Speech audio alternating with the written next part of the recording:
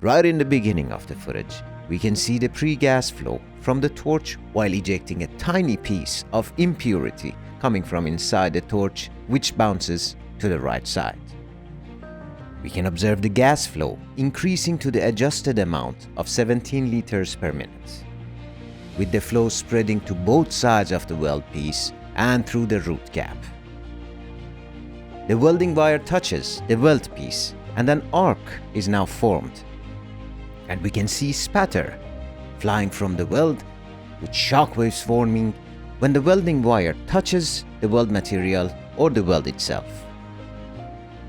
We get to see the weld dancing between the plates and even gas flow during the welding.